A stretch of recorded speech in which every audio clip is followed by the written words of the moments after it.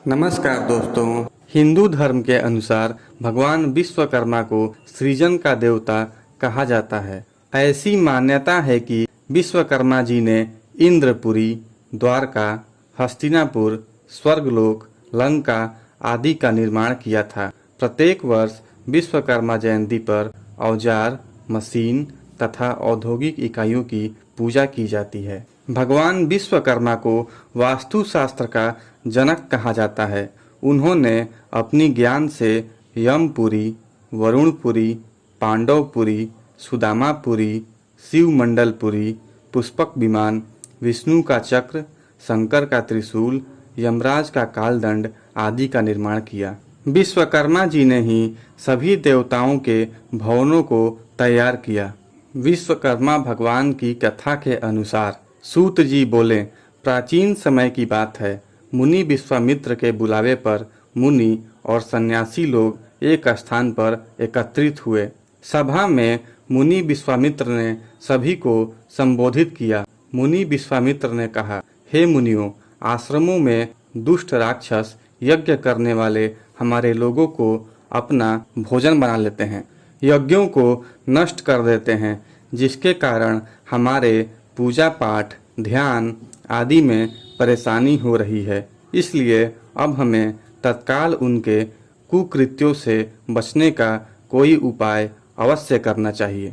मुनि विश्वामित्र की बातों को सुनकर वशिष्ठ मुनि कहने लगे कि एक बार पहले भी ऋषि मुनियों पर इस प्रकार का संकट आया था। उस समय हम सब मिलकर ब्रह्मा जी के पास गए थे।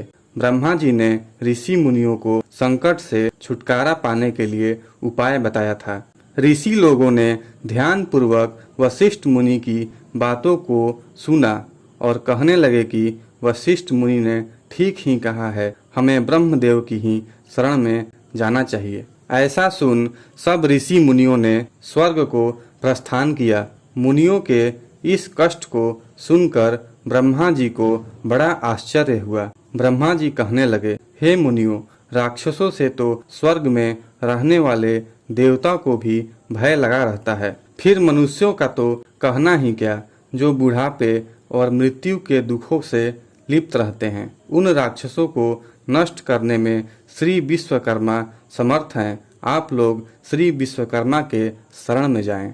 इस समय पृथ्वी पर अग्नि देवता के पुत्र मुनि अंगिरा यज्ञों में श्रेष्ठ पुरोहित हैं और जो श्री विश्वकर्मा के भक्त हैं वही आपके दुखों को दूर कर सकते हैं। इसलिए हे मुनियों, आप उन्हीं के पास जाएं। सूत जी बोले, ब्रह्मा जी के कथन के अनुसार मुनि लोग अंगिरा ऋषि के पास गए।